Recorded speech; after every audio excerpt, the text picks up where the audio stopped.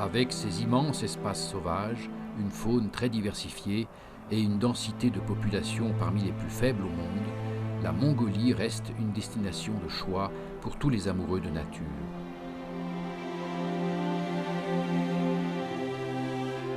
Originaire du nord-ouest du pays, Bahasan est passionné par la grande faune. Il est professeur d'économie à Oulan-Bator, mais dès qu'il le peut, il quitte la capitale pour sillonner la steppe, le désert ou la montagne.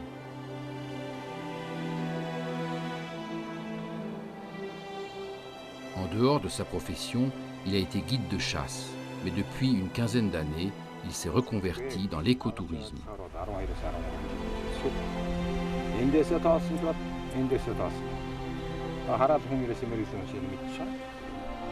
Avec ses clients, il a réalisé de nombreux voyages, en particulier dans le désert de Gobi et dans les régions les plus reculées du massif de l'Altaï. Cette année, au volant de son minibus, Bahasan a décidé de partir pour son propre compte à la recherche d'un animal mythique, symbole de la protection de la nature en Mongolie. Il s'agit de la panthère des neiges, que l'on appelle irbis en langue mongole. Ce félin est le grand mammifère le plus difficile à observer dans la nature. Cette difficulté provient de l'inaccessibilité de son biotope, de sa grande méfiance et de son pelage particulièrement mimétique. Il y a 2 ans, lors d'un périple dans une grande vallée de l'Altaï, Bahasan avait rencontré des bergers qui lui avaient donné de précieuses informations sur les populations du félin dans leur région. Ils avaient chaque année une prédation par l'irbis d'environ 3 à 5% de leur cheptel, et certains bergers l'avaient même observé à plusieurs reprises.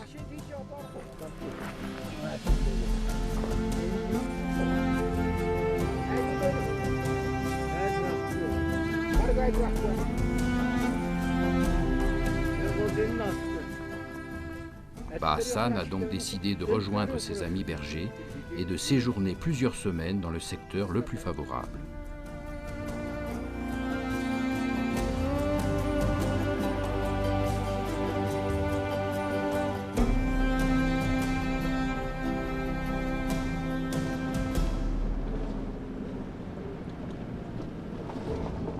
Après 1500 km de piste, soit plus de 40 heures de conduite, Bahasan arrive enfin dans la dernière ville à l'extrême ouest de la Mongolie, où il rencontre Munk, le fils de son meilleur ami. Avec lui, il en profite pour faire contrôler son véhicule avant d'aborder la dernière étape montagneuse qui lui permettra de rejoindre la grande vallée.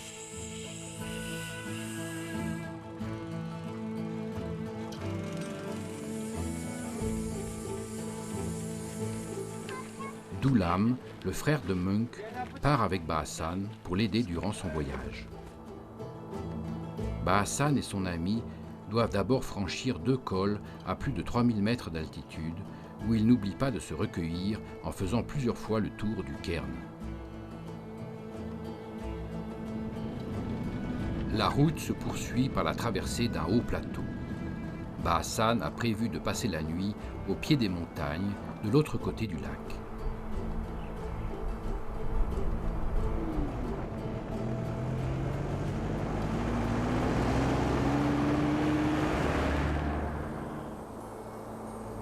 Le lendemain, en face du campement, un jeune mouflon argali est venu pâturer.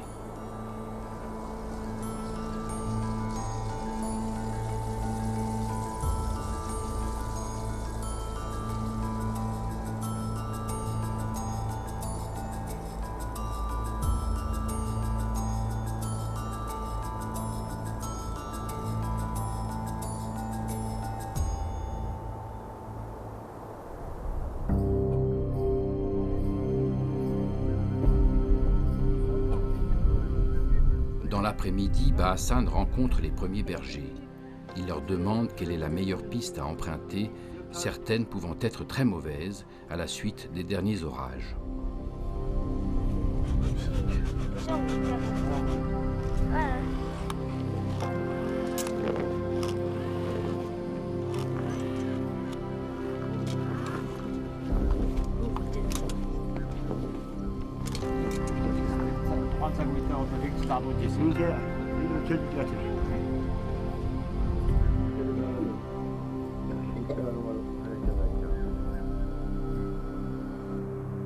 En fin de journée, Bahassan et Doulam arrivent enfin au campement de Bata, l'un des bergers de la Grande Vallée.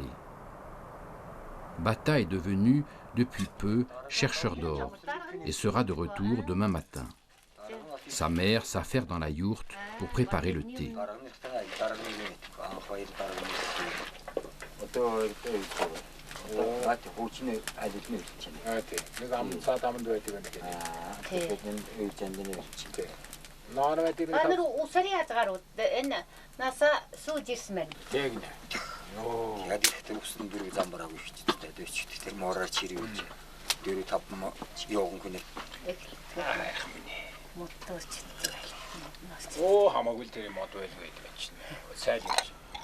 Le matin suivant, Bahassan arrive dans la Grande Vallée, qui est aussi une réserve de faune.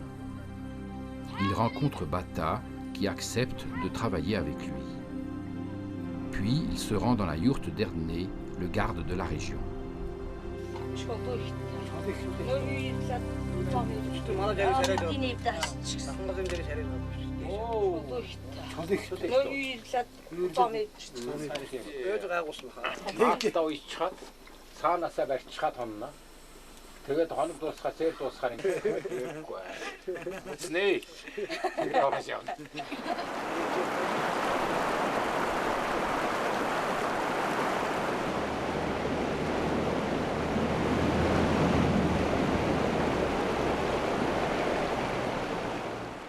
Grâce à Bata qui connaît parfaitement la région, l'équipe arrive à remonter la vallée sur plus de 15 km.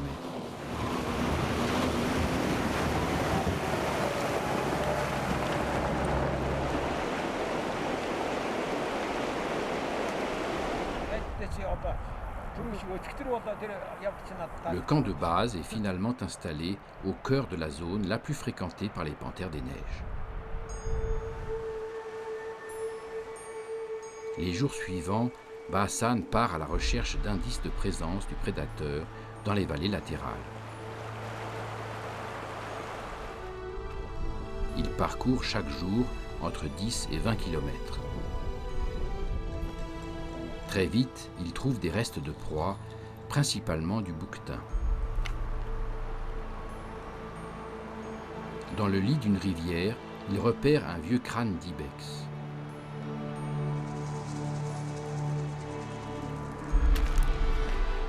Dans une autre vallée, il tombe sur les restes d'une femelle que l'irbis a tuée il y a une dizaine de jours seulement.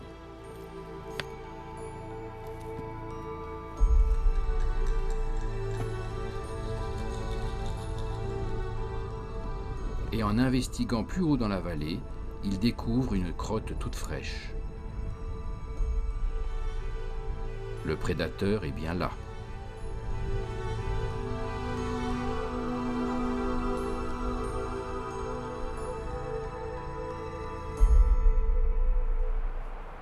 La maman de Erdné vient rendre visite à l'équipe. Bahassan lui demande de le prévenir le plus rapidement possible si un animal domestique venait à être tué par l'irbis. Tous les autres bergers ont également reçu la même consigne. En effet, la meilleure solution pour pouvoir observer le félin est de se mettre à l'affût à proximité d'une proie fraîche. S'il n'est pas dérangé, le prédateur revient en général pendant 2 ou 3 jours sur la dépouille pour s'alimenter.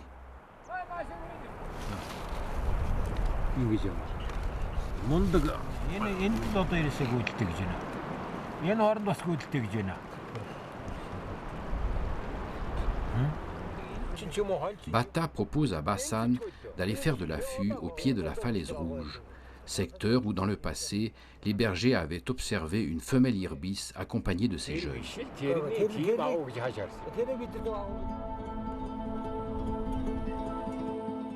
Bahassan plante sa tente au pied de la falaise et compte y rester 3 ou 4 jours sans bouger.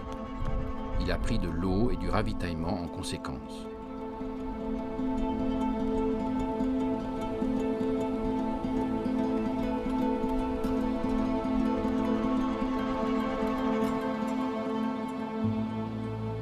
Les picas et les sousliques, très nombreux dans le pierrier, représentent une biomasse importante pour les prédateurs, irbis compris.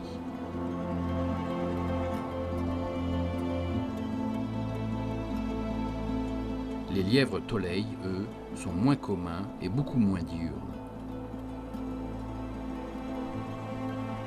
Aigles des steppes, aigles royaux, milans, buses et faucons sont les rapaces les plus fréquents. Ils n'ont pas de peine à trouver des proies dans un biotope si favorable.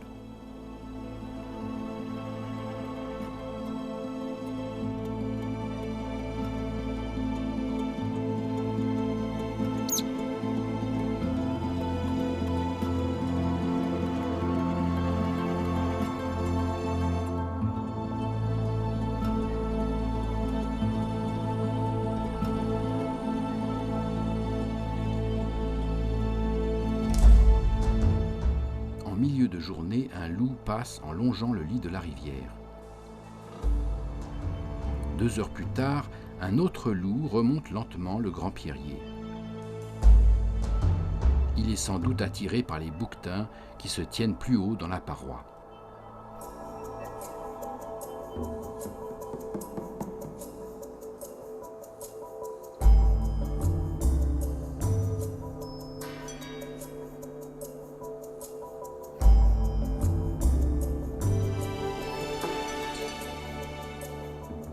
Ce matin, 2 jeunes bouquetins mâles descendent vers le bas du pierrier pour aller pâturer.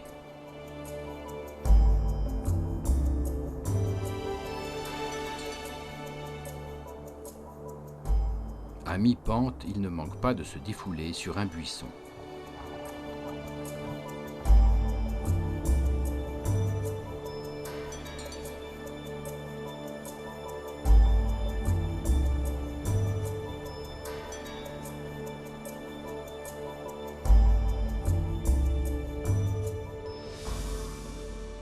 Le soir du 4e jour, à la tombée de la nuit, alors que la montagne est replongée dans un silence presque parfait, un cri rauque résonne dans la paroi.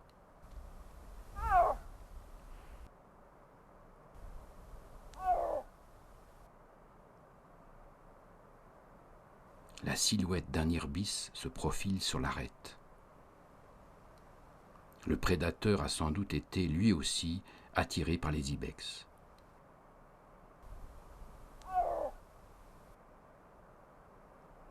C'est la première fois que Baassan entend des cris d'irbis en dehors de la période du rut.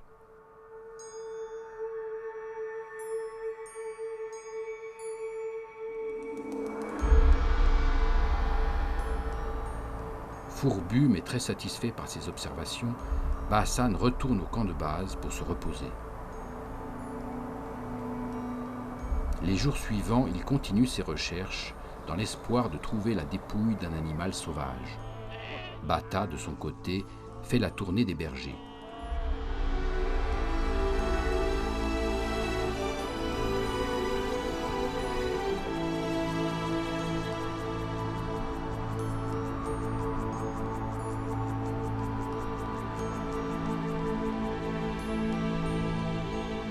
Un matin, Baassan est à l'affût des marmottes.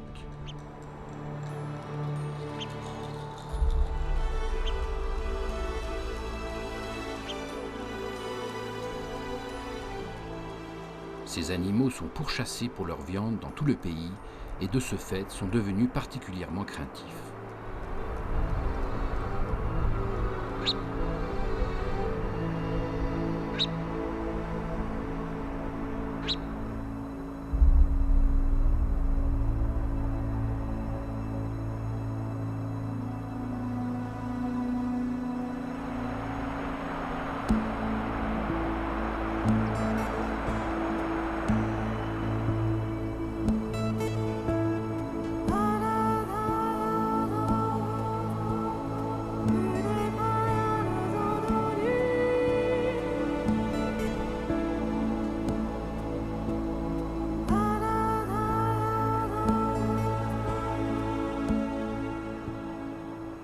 À la mi-août, la montagne commence à changer de couleur. D'énormes champignons apparaissent dans les prés. L'automne L'automne est bientôt là.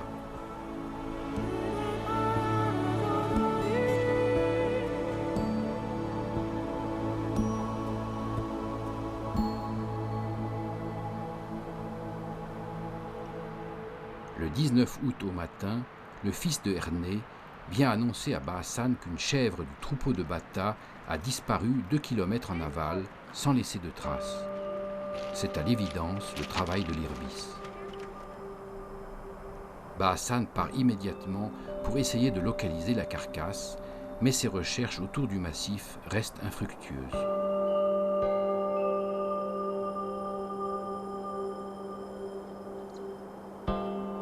L'Irbis a très certainement emporté sa proie en pleine paroi pour éviter les dérangements.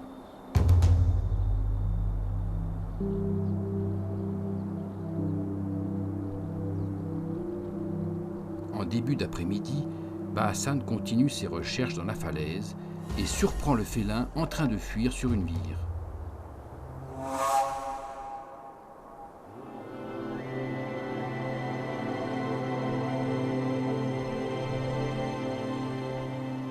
La dépouille, elle, est invisible, mais elle ne doit pas être loin. Bahassan redescend et s'installe à 250 mètres, dans les boulis, au pied de la paroi.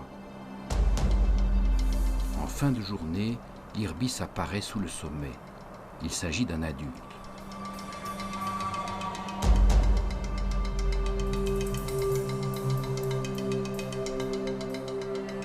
Juste avant la nuit, il descend vers l'endroit où il a dû déposer sa proie.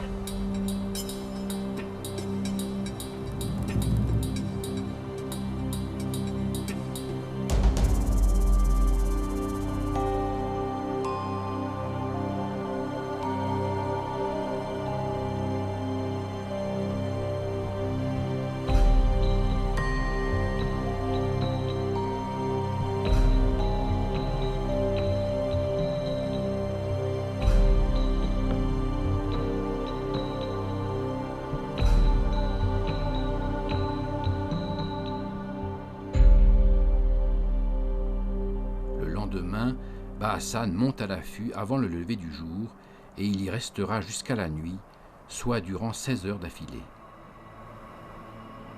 L'Irbis n'a pas bougé, il est toujours près de sa proie.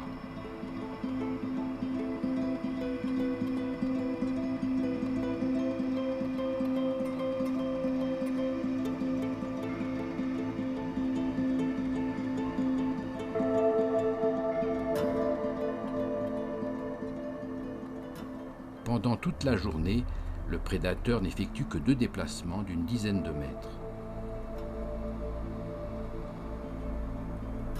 Il dort la majorité du temps, mais passe aussi de longs moments à surveiller la vallée et les pentes alentours.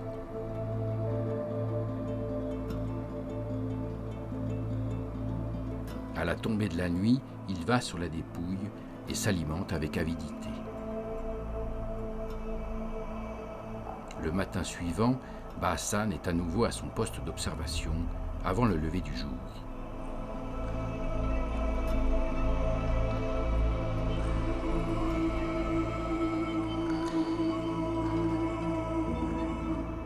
L'Irbis est au même endroit.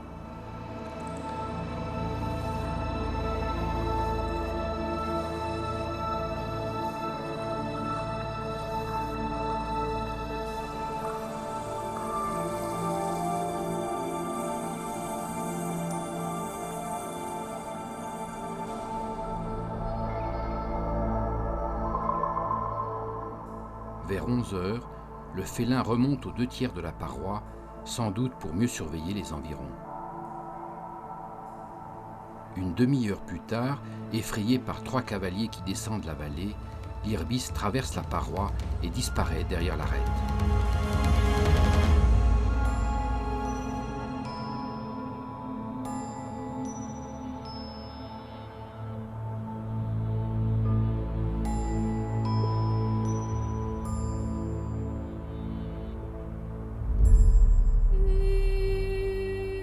Très vite, l'Irbis réapparaît au sommet de la montagne.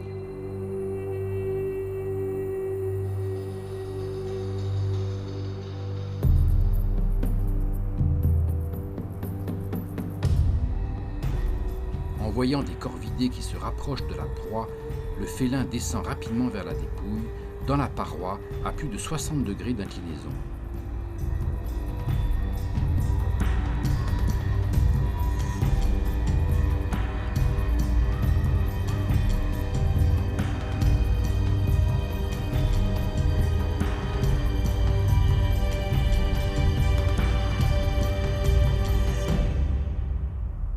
Comme hier, le félin va faire sa toilette au crépuscule.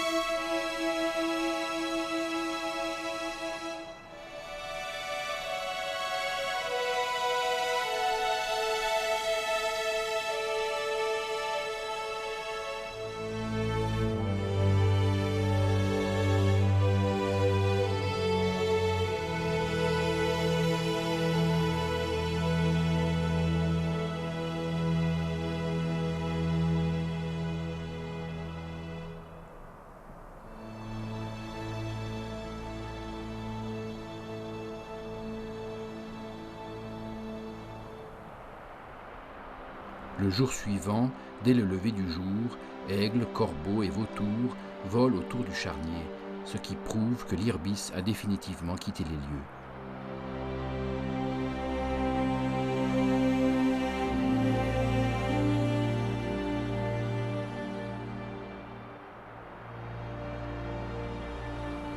Bahassan remercie la vallée pour tout ce qu'elle lui a donné.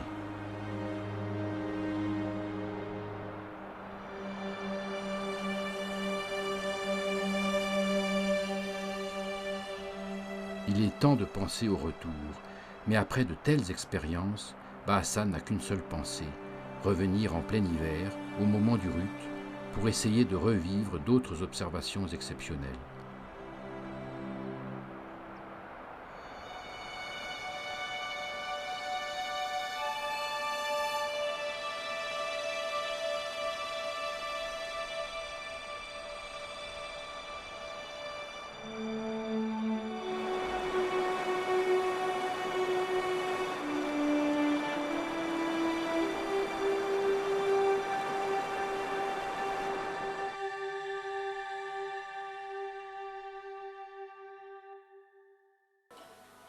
Cette fois, au cœur de l'hiver, la traversée du pays demande une préparation bien plus approfondie, en particulier pour le véhicule. Bahassan étudie avec soin son itinéraire. En effet, se lancer en plein hiver dans l'immense steppe est une aventure risquée.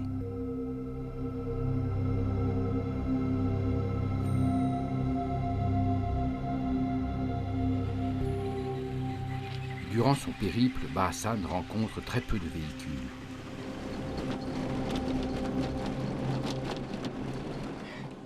La piste est enneigée et il fait de plus en plus froid.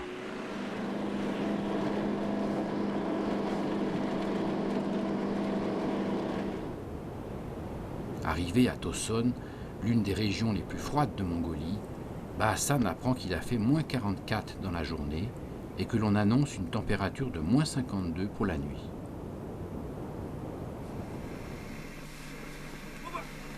Le lendemain matin, malgré l'aide d'un camionneur expérimenté, le bus refuse de démarrer.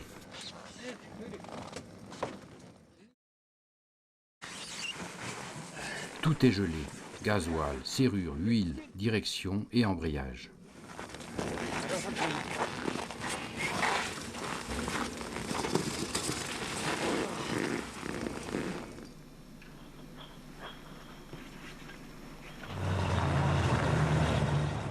Bahassan est contraint de faire transporter le véhicule sur un gros camion jusqu'à la ville.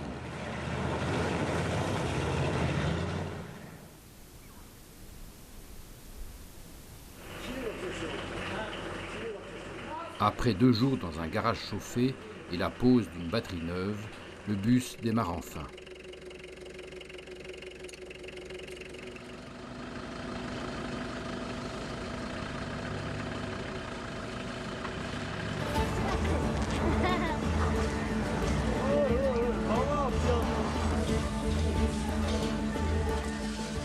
Au bazar, Bassan fait ses derniers achats avant d'affronter la montagne.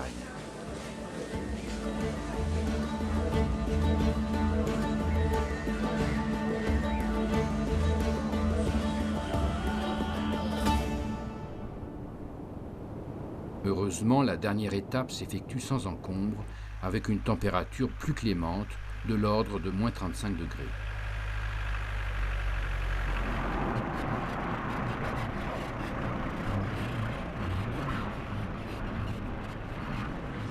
Arrivé au village, situé à une vingtaine de kilomètres de la réserve, Bassan trouve un camionneur qui accepte de l'amener dans la grande vallée, inaccessible avec le bus. Un camion est en effet nécessaire pour transporter la yourte, le matériel, la nourriture et 1 tonne de charbon pour le fourneau.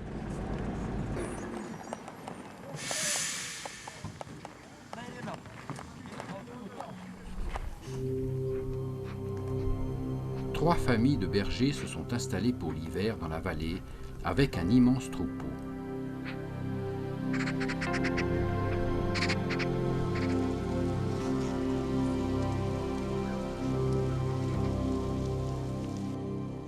Chez Erdney, le garde de la réserve, Bassan organise la logistique pour le séjour. Il a loué une yourte et 2 chevaux.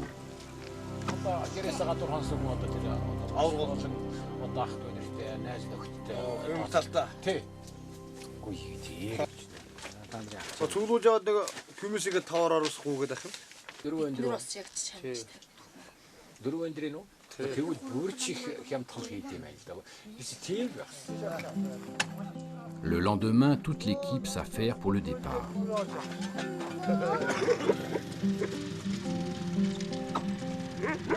«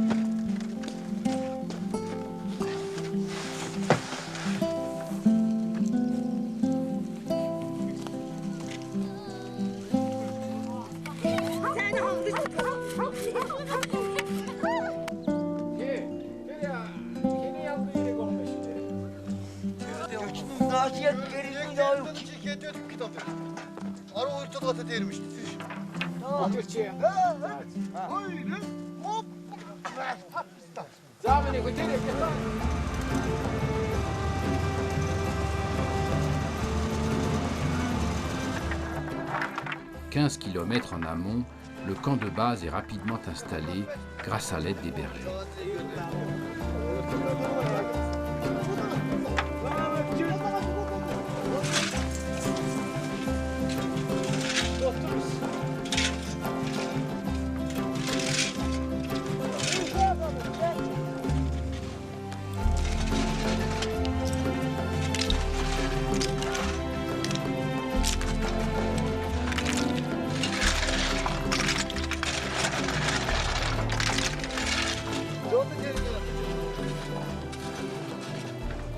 Bata et Dorje resteront avec Bassan pour l'aider durant son séjour. Avec leurs chevaux, ils pourront ainsi garder le contact avec les autres bergers, partir en prospection et transporter le matériel vers les affûts.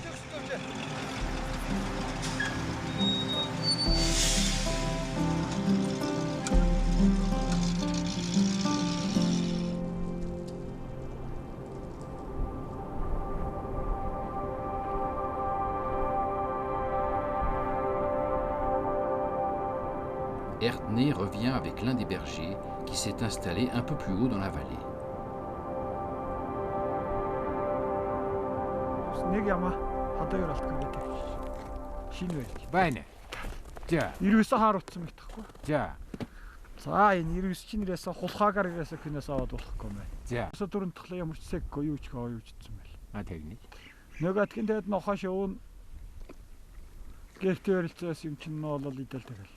Нэг сарын 20 хэдэн л өгсөн юм байна. Хамгийн сүүлчийн яма. Тий, нэг сарын 20 гэдэг. Ер нь одоо нэг л 6-7 хоног л үрдэл та. Тэр одоо тэгээд юм олж идэх үү, яах уу, өгт юм уу, одоо өлбөрд юм уу тэр одоо тэгээд түүнээс хойш ертөнц дагна гэсэн. Одоо энэ одоо танаахан одоо айдж байгаа. Тэр янгир чи одоо гүйдлээ ишээд аруул энэ хэд юм байдал. Тэр одоо амьдарч байгаа ирвс чи энд ирж одоо тэр янгир ч юм уу танаа хонь барина гэж ерөөсөө тийм хууль байхгүй. Les jours suivants, Ba Hassan, Dorje et Bata partent en prospection, chacun de son côté.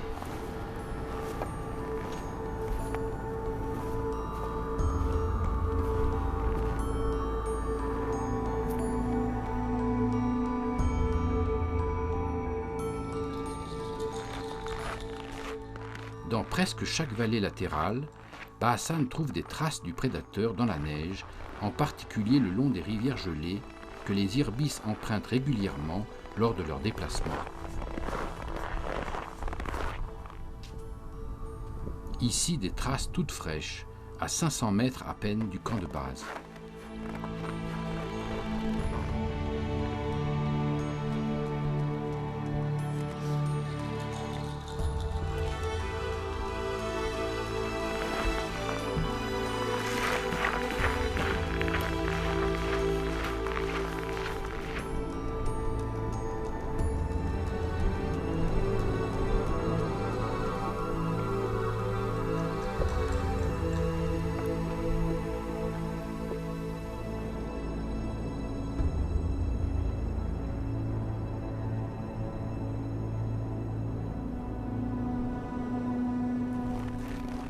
Les yaks descendent de la montagne pour s'abreuver.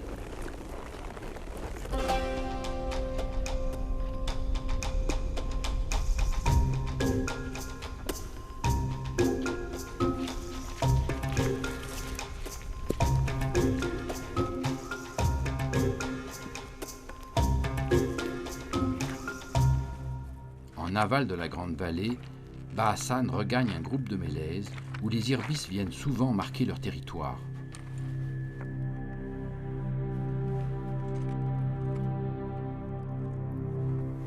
En effet, le tronc de l'arbre est lacéré.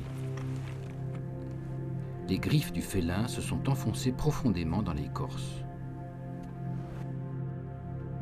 Dans un arbre voisin, l'irbis est même monté sur une branche à plus de 3 mètres de hauteur. Après analyse des nombreuses traces trouvées, Ba Hassan peut affirmer qu'il y a, au minimum, 3 irbis dans le secteur.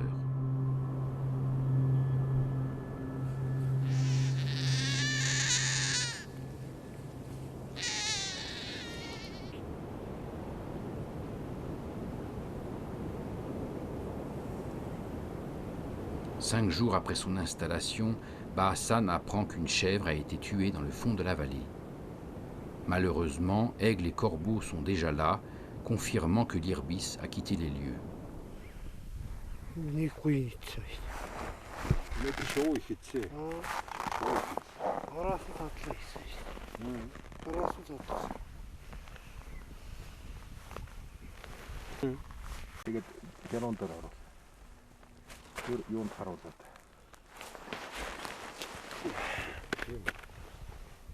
L'emplacement était sans doute trop dégagé pour que le prédateur reste à proximité et la proie trop lourde pour être transportée.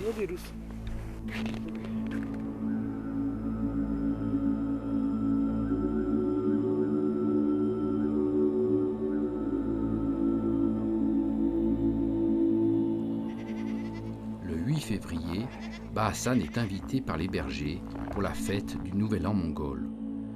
La cérémonie doit impérativement avoir lieu avant le lever du soleil.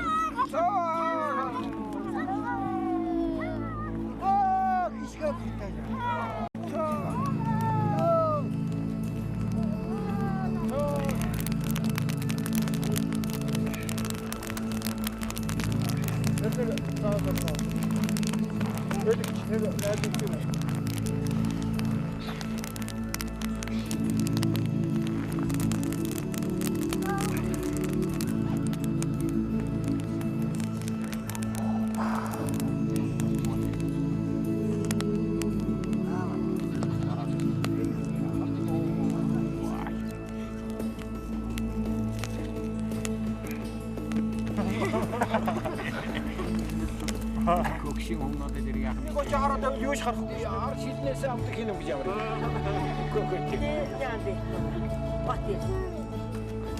Хөдөн ширээсээ хай хүйгэрт тусгай. Тэгээ ясаа их тохол яндрын маадэл би. Тэгээ масак хамсаа гэдэг бодоод нагчдий бояа гэдэг.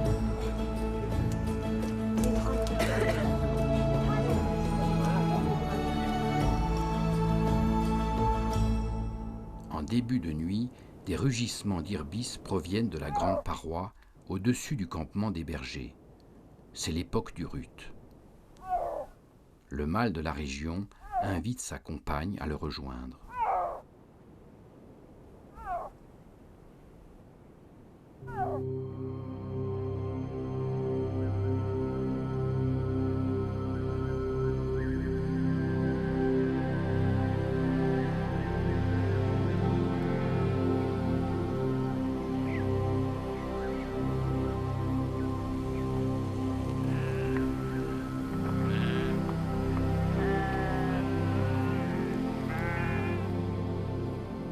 Dix jours plus tard, les enfants viennent annoncer à Bahassan qu'une nouvelle prédation a eu lieu, 8 km en amont du camp de base, là où la grande vallée bifurque. Bahassan part sans tarder pour remonter la vallée et installer son affût.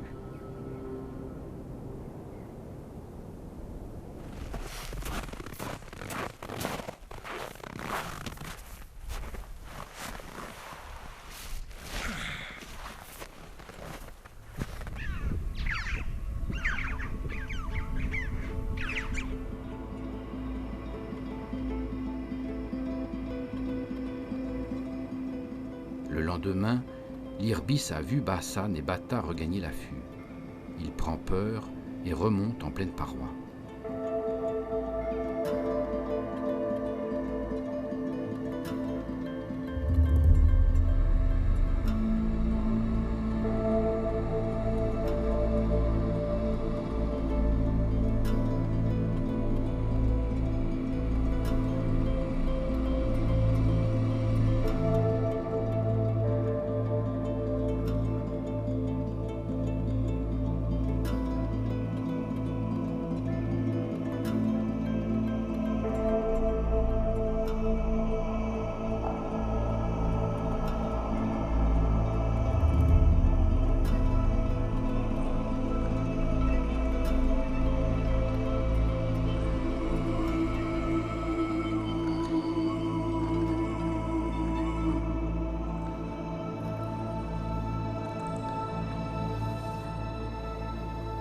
En fin de journée, le félin semble reprendre confiance, car il a vu Bata redescendre avec son cheval.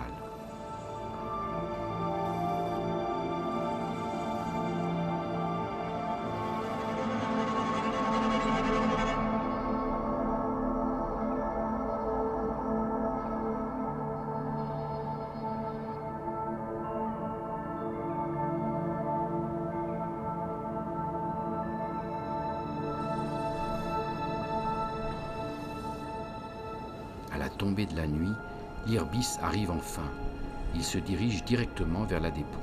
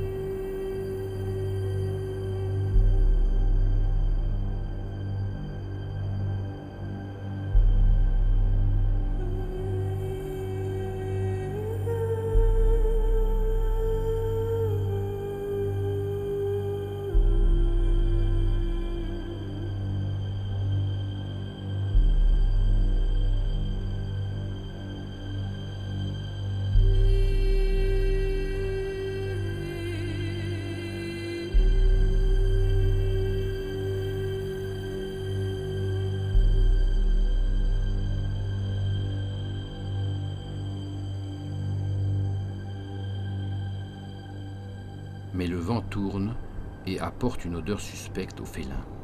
La réaction est immédiate. L'irbis fait volte-face et remonte la pente pour aller se gîter sur une vire en pleine paroi.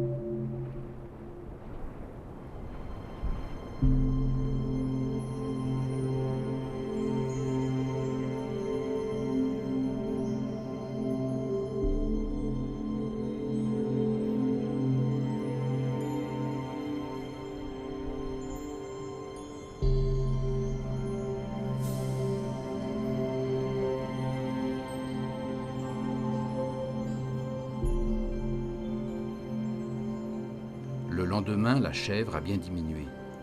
L'irbis a dû venir pendant la nuit.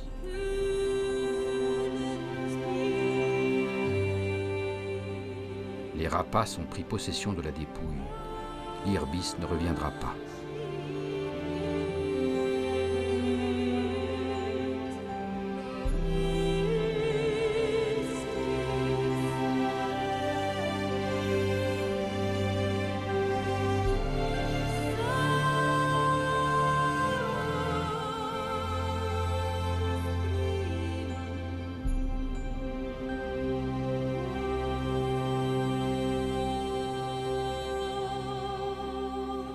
Les jours suivants, Ba Hassan continue ses recherches dans les vallées latérales, pendant que Bata va rendre visite aux bergers de la région.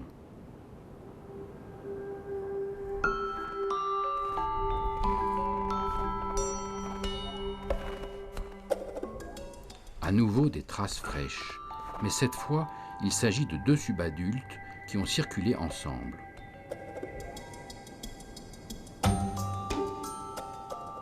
Ils se sont même amusés à faire des glissades sur la glace.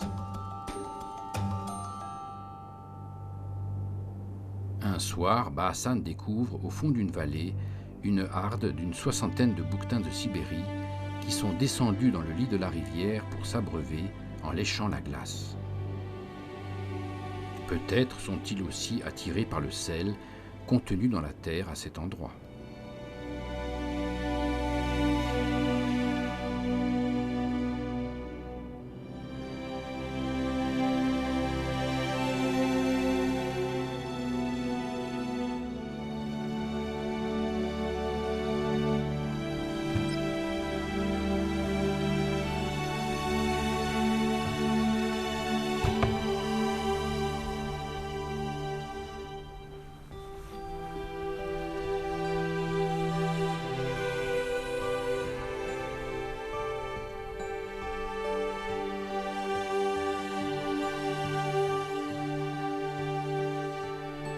Le 25 février, Ba Hassan apprend qu'une chèvre a été tuée, mais cette fois au pied de la paroi où il avait fait ses observations l'été dernier. Pour ne pas déranger, Ba Hassan monte son affût de l'autre côté de la vallée, en lisière de forêt.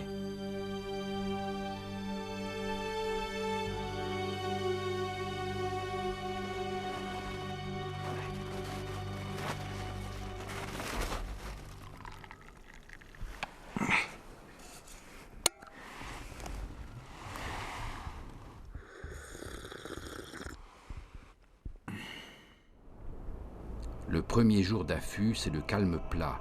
Rien ne bouge, aucun rapace. L'irbis viendra sans doute la nuit pour s'alimenter. Ba Hassan retourne à l'affût de bonne heure le lendemain matin.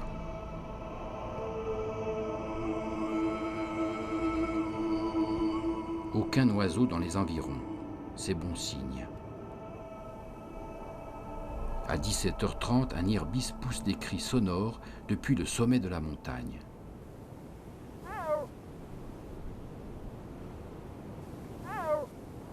Quelques minutes plus tard, un deuxième irbis lui répond de l'autre côté du versant.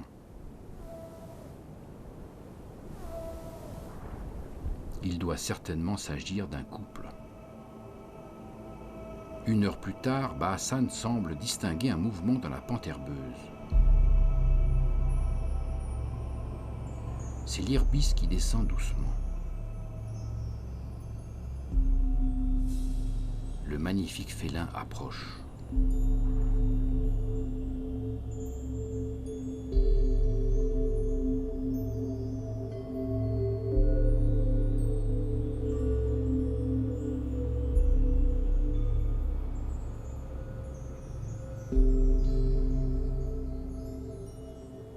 Méfiant, il longe le pierrier sur la droite, puis retraversera sur la gauche juste avant la nuit.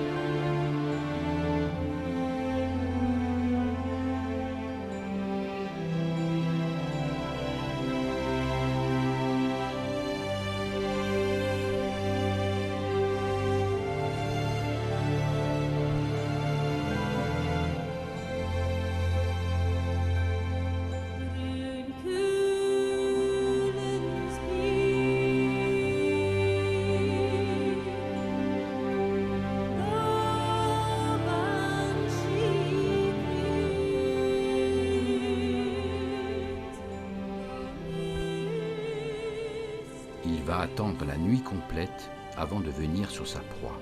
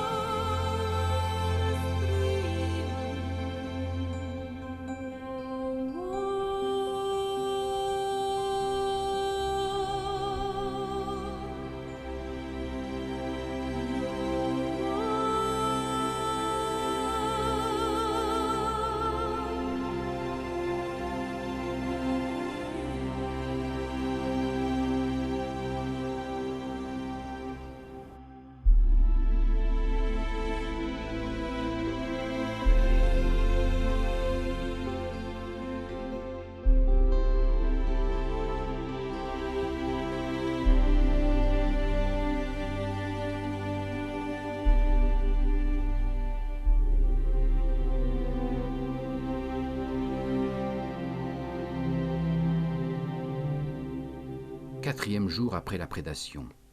Cette nuit, il semble que les deux irbis sont venus s'alimenter sur la dépouille, car il ne reste presque plus rien.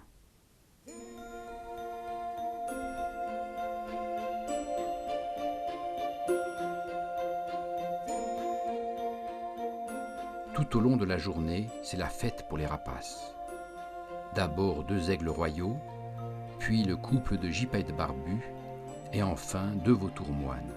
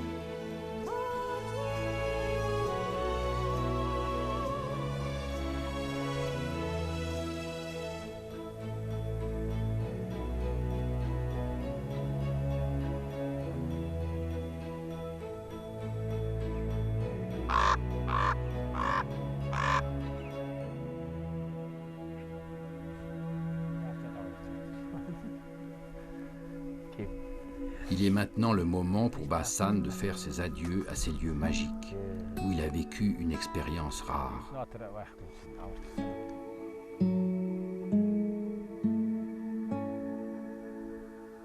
Il a accompli son challenge, rentré dans l'intimité de la Terre des Neiges, cet animal mythique, le véritable Graal de tout naturaliste passionné.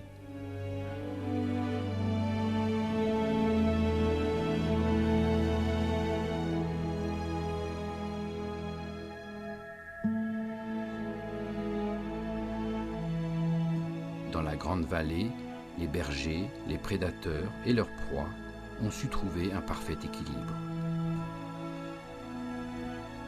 Ici, l'irbis est respecté et les bergers se sont résignés à subir une certaine prédation.